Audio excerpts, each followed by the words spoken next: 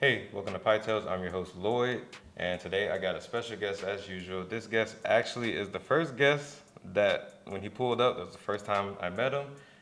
He's an artist, musician, entertainer, all that. But I'm gonna let him explain more about who he is.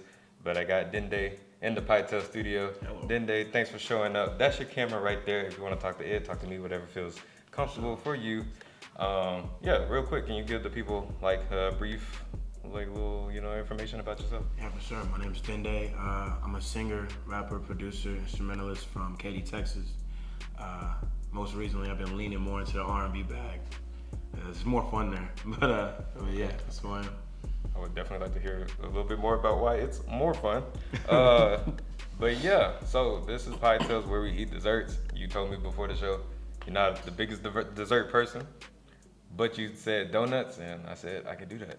So we got the 713 Donuts from Voodoo Donuts right here. They didn't sponsor this episode, but hopefully they will one day. So shout them out. Grab whatever donut you want to grab, whichever one looks. We got the Homer Simpson over there. Yeah, I was about to say this one look like the one from The Simpsons. I'm about to get down one. That is definitely it. I'm gonna just grab whatever this is. Maybe it's a cookie crumble Like Oreo. Oreos. That is what that is. Y'all know I'm a big dessert person, real fat. So Look like Oreos. I'm really excited to dig into this. Go ahead, dig into it. Let the people know how your donut is tasting. It's a strong donut. I don't know about you, but you know, having a little bit of difficulty with this fork. Take your time. 2 thumbs up. Best donut you've ever had, or? You trying to get sponsored, right? Yeah. It's the best donut I've ever had in my life. Oh my God, Voodoo Donuts is crazy. Oh my god. Oh my God. Yeah, this little Oreo donut is a lot, to say the least. Give it a second. Grab my coffee over here because I feel like that would pair very well with this very thick donut. So yeah, like you said, he's a singer. He just actually did the open mic at the bakery. Thank you for doing that. Sounded really great, amazing. I almost couldn't keep my composure. I said, man, this is beautiful. More than I could ask for. So yeah. First off, congratulations. You just performed at the House of Blues. Mm-hmm. I know maybe you performed before, but you know, anytime you can definitely live in what you do and love to do, that's definitely an accomplishment. Appreciate you, man. Tell the people, man, how was that? How was performing been? I opened for someone that I've known from the internet for a while now. Fabo, who's based in LA. Is a really, really dope R&B artist. So that was actually the first time I actually met him in person. It was really cool. His fan base is really dope. It's like mostly black women, which is amazing. That's what my fan base needs to be. Yeah, it was a really fun show. I basically did a couple of my songs, and then I ended it off with "Quickie" by Miguel because I knew everybody knows the words to that song. Yeah. So yeah, it was dope. I had a really good time.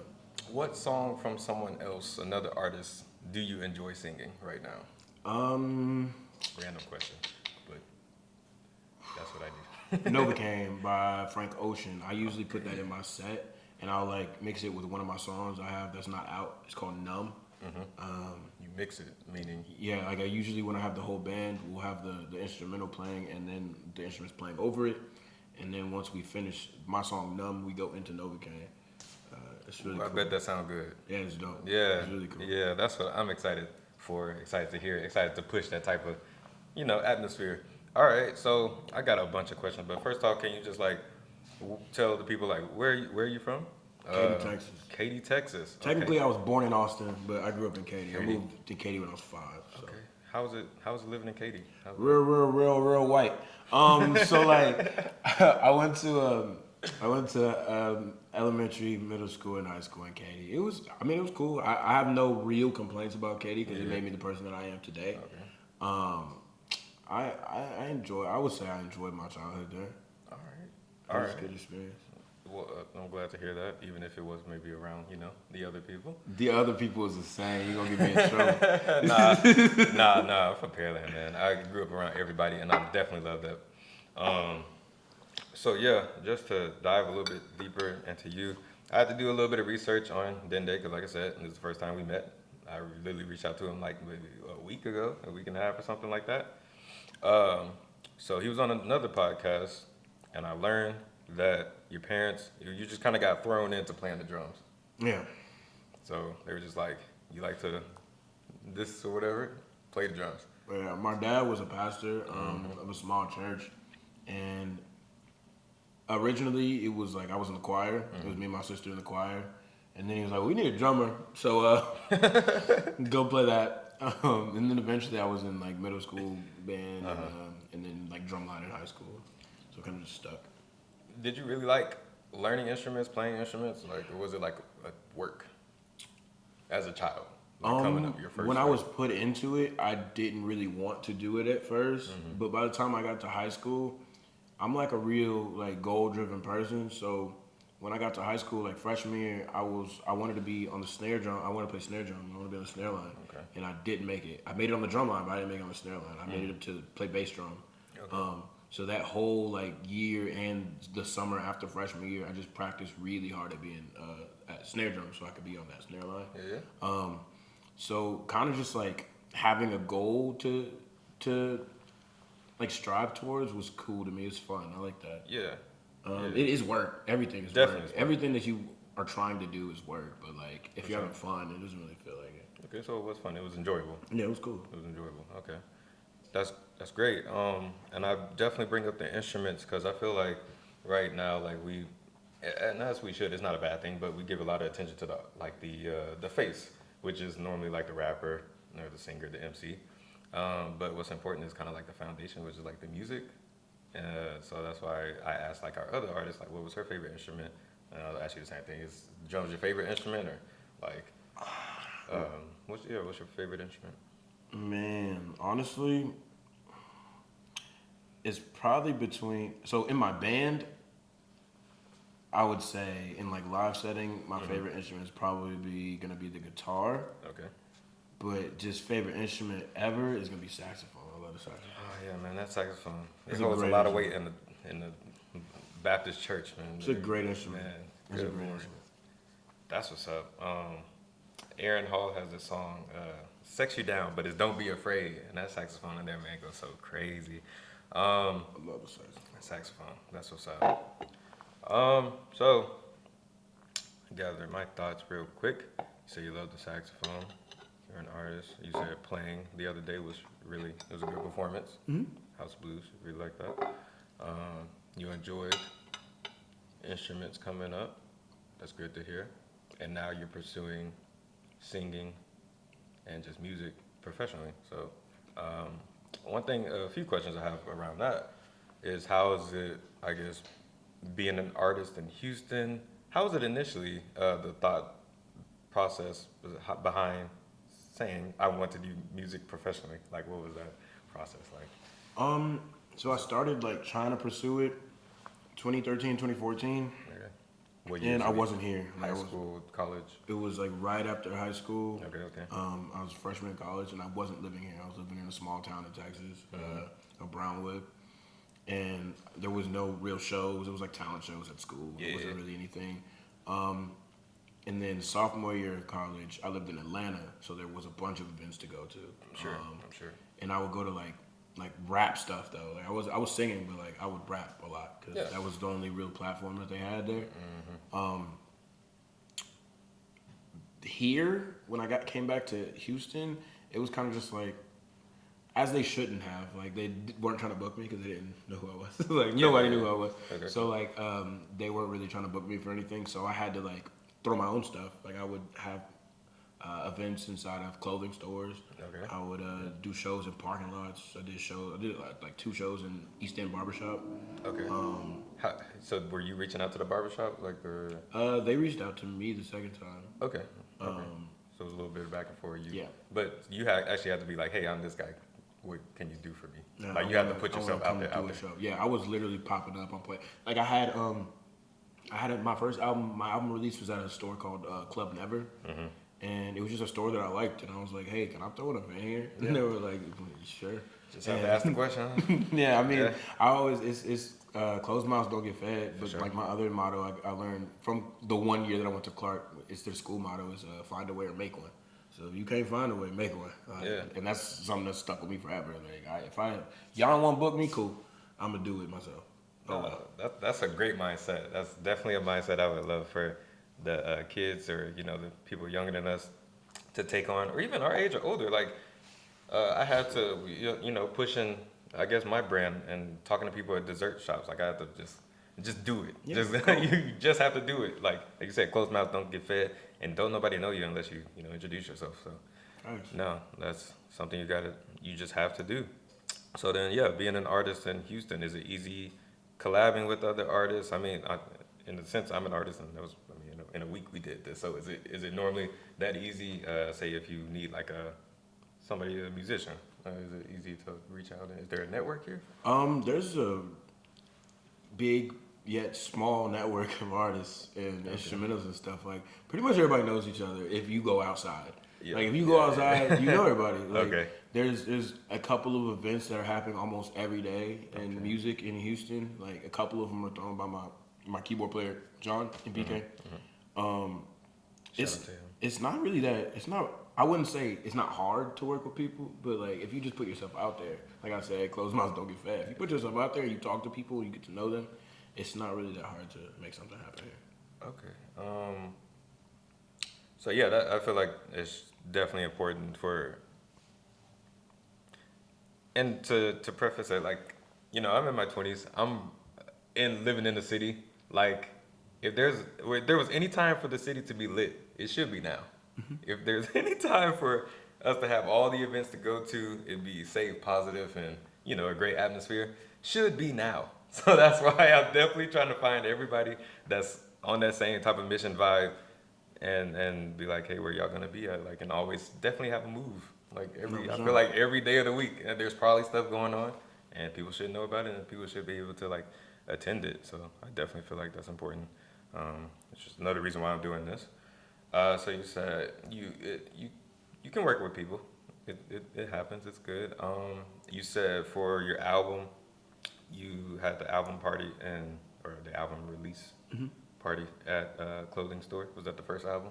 If we could segue into the albums. Yeah, the first album, Dark Matter, that was the release party was at Club Never, their first location.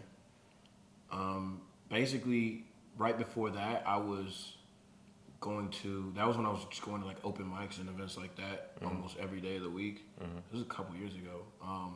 But I was, I did that for like 2 months or something like that. Just like almost every day, almost every night, I was going somewhere. Okay.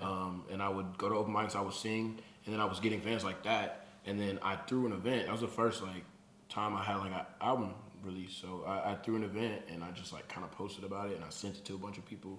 And then the night that it was supposed to happen, like there was people that couldn't even get inside. It was actually crazy. I was like, yeah. I bet you didn't see that coming. Yeah, no, I was like, First. I've never even released anything like this. Yeah, And yeah. all these people showed up to come see me. People need things to do. People want to go. People want to go. Yeah. Like if you just gotta put yourself out there and talk to people. That was really cool. Shout out to Club Never. They've moved twice since then. They got bigger stores. That's what's up. That's what's up. You still have a relationship with the people over there? Yeah, Like, they're cool. They're cool people. cool. So that's the first album, Dark Matter. I was listening to that one today, and just like correct me, I'm just throw out my feelings on it. I feel like the vocal layering in that album was really nice. Like I like the layers. Like I guess maybe you could talk about. Does that make sense? Yeah, Does that no, make it sense? Okay. I really like that aspect of it. Like, how'd you learn to record that way for the first project? Or like, it sounds really good, man. It sounds really professional. I really like the whole Thank thing. you. I just have to say that. How'd you learn to record, and like how did it end up to be that great cohesive like project? YouTube. Okay. YouTube Academy is the best cheap, pretty much free school there is on the planet Earth. Anything you need to learn how to do, YouTube usually has the answer. I just spent a lot of time just looking up what I wanted to do. So if I was like, I want a reverb that sounds like this, I typed in exactly that, and YouTube showed me how to do it. Yeah. Stacking wise, I grew up in the church, so like I like choirs, and sometimes I wanted to make my own vocals sound like it's a bunch of people. Yeah. Or even if it doesn't sound like a choir, just a bunch of voices. Yeah. So like, I just would always end up stacking my vocals like that. I still do that. It's just mixed better now. I still do that. It's just mixed a lot better. Progressed and got better. It's yeah. I usually mix and master every single thing I put out. The next stuff I'm about to put out, I'm not mixing and mastering it, but that's because I don't have to now. Yeah, that's good, and it's like you see me. This is the first time I've kind of had a helper. Shout out to Anita over there. For the most part, I do everything by myself. I would like to not to. There's a pride in doing it, but like yeah, it's cool. Like it's you get a certain type of satisfaction out of like being like I did this myself. But sure. sometimes it's just not feasible. It's not. It's just not feasible. And if you can get help, like one thing that my dad always told me was like nobody does anything by themselves. Not really. And people try to portray it like they're doing everything by themselves a lot, but somebody's helping them. You got to run into somebody. Yeah. So like if you get to the point where you can get some help, do it. Get help, because it's really hard to do everything by yourself. So 2 things, dark matter, first project. I'd like to know the intention behind putting out that, like what you wanted people to receive. Maybe it was just for yourself and people are gonna, feel however they felt about it anyway. And then like how's the intention progressed through making music? What do you want people to do? You want people to feel something? Are you getting more vulnerable? Yeah. So Dark Matter was kind of just a project to show people what I could do. There's just a bunch of different types of sounds on that project. Yeah. What It's was like the the project introduction. after that? Yeah. I don't even know what the name of it was. We gonna look. The EP is where I started at actually. Listening to you, it's like a red cover. Oh, Pregnancy Pain? Yes, I think it's got a song called That's the one, Candy on there. Yeah, maybe? that's the one I dropped. That's a good song. I dropped that in December. Okay, that's very recent. Yeah, Yeah. I dropped that in December. What is the project? Oh, my bad. No, take your time. I wanna Oh, Me is the next project. I'm tripping. Me was me trying to be like a little bit more open about who I am as a person as opposed to just an artist, and just kind of dial in on one sound. And then I heard a project called Care For Me by Saba, and that inspired me to make A Happy Man, which is more personal than any of them, Yeah. honestly. Yeah. I just kind of wanted people to, I started getting messages from people that were just like, I can relate to this and I can relate to this and you really helped me through this. And I was just like, well, maybe I should keep putting out music that's personal. Yeah. Because, I mean, sometimes you feel like you're alone in something, even if it's a happy feeling or a sad feeling or like indifference. But, I mean, it's good to know that somebody else feels the same thing, especially somebody that I wouldn't say people look up to me, but that somebody that they like. They listen to you, so they gotta like you at some. They feel some type of connection, and that's that project. Like I said, it's a very cohesive thing. Like when it got to the outro, I was just like, oh man, he did a great job of like tying this all together. And I definitely can appreciate that. You tied it all together. I lost the whole train of thought. But yeah, no, that's what's up. We were gonna talk about, anybody can kind of pick up a mic and sing, and that's another thing. Like, I have rapper friends, like they'll sing the hook, but they're not singers, and I definitely would like them to like branch out and get a singer because it just feels better. It adds more layers and dimensions, not just one voice. So I feel like that'd be cool. Just kind of my input. Also, just I'm thinking about this donut too. Like, bro, like I can't attack it during this interview. It's not gonna happen. You picked the wrong one. Yeah, man. I looked at it. It looked like a problem. I was like, nah, there's a lot going on right there. I'm not about to do that.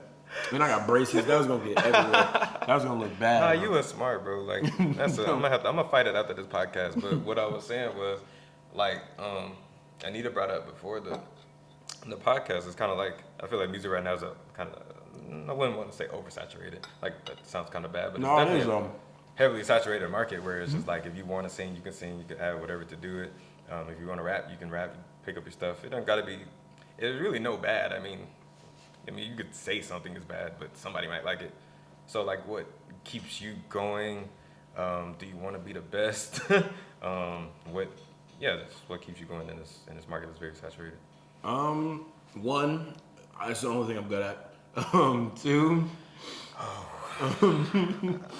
That's a fact though. I'm not good at anything else. Two, uh, the small wins and the big wins, like knowing that somebody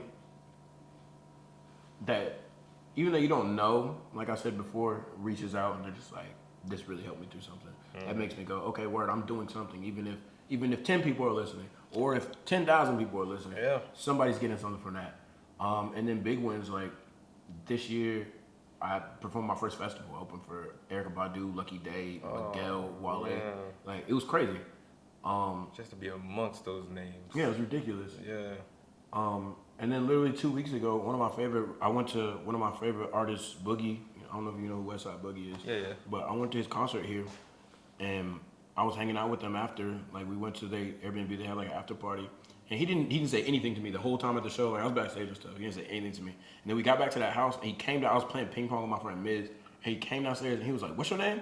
I was like, "Dende." He's like, "Somebody told me you were here. I didn't believe him. I listen to Candy all the time." I was like, "What? That's crazy." Yes, sir. It's the stuff like that. People that like, when I'm just like, oh, okay, like the people that I really, really respect that are already doing what I'm trying to do, see what I'm doing, and they see what we are doing. So it makes me go, okay, I can't stop. I can't stop. No, don't stop. From me, like don't stop. Don't stop. You can't stop. Are you ready for someone to look at you in that light, like Dende? Like, I saw you tweet the other day. Somebody said, "In Dende we trust." So, are you ready for people to like really like gravitate towards you on that type of level? But I also want to make sure that they know I'm not a role model because I'm ridiculously crazy. Okay. I would never want to put out there that I am somebody that you should model your life after. That's fair. You make music. Yeah. It's take it for what it is. Music. Yeah, I'm an artist. Yeah. I'm also a ridiculous person. So. Okay. All right. You can look up to me musically, but as a person, don't do that. I try to be a good person, but like, hey, stuff happens. We're all human beings. For sure. You got to give the disclaimers.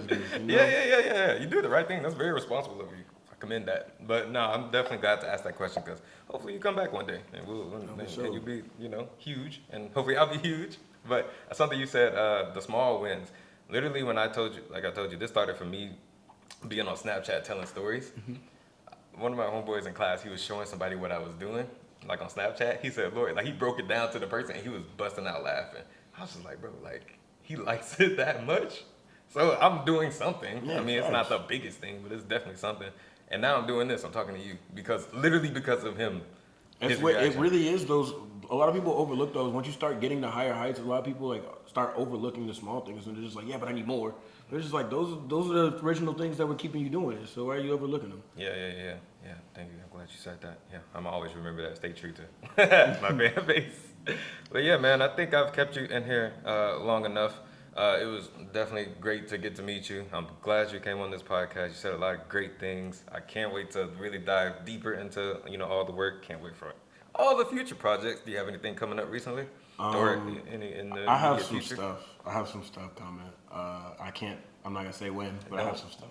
What you should do what you need to do to get that done. Come back to Pie Tales, talk about it. For sure. And then we'll go from there. 3 songs people should listen to you that you have out right now. Just 3. 4 or 5. I mean, whatever. Project. Maybe just a project. All the Listen to Happy Man, honestly. Happy Man is my best project that is out right now. Okay. I'll say that. Okay. And Pretty's Back is amazing. But I think that was a great that Happy Man is just like, it's something that's if I had the resources that I have right now, that project would have been even better. But I feel that. On the spiritual level. So listen to that whole project, and then individual songs, I'll say listen to Candy. Great. Listen to Road. That's one of my older songs. Okay. But I love that song. And listen to Phone Number. All right. Bet I'm gonna make sure I have that saved in too, and go listen to those specifically. You write all your music? Yeah. Right. Okay. Great. Kudos to you. I mean, even if you sing some other stuff, somebody else's work. I'm not opposed to singing other people's stuff. Okay, I have no problem with that. It's just for my songs, I like to write my stuff. Hey man, like I said, you did it all yourself. That's great. Good for you. All right, man. Thank you for coming on the podcast. Social medias. Get those out. Instagram is I am Dende, IAMDENDE. Twitter is Dende is me, DENDE is me. Twitter is a lot more fun, I promise you. I be wilding on there. All right. But, All right. yeah. All right. And then just look you up on DENDE on Every- podcast, Apple every- Music, yeah. all that stuff. I'm gonna definitely link everything. Now that you're part of the Pie Tales family, eating donuts on the show, I'm definitely gonna post everything that you put out from here on out. Definitely support you because you supported me just by showing up. So yeah, man, this has been an episode of Pie Tales. We signing out. Cut the tape, That was little the Lord. intro. Yeah. This is history.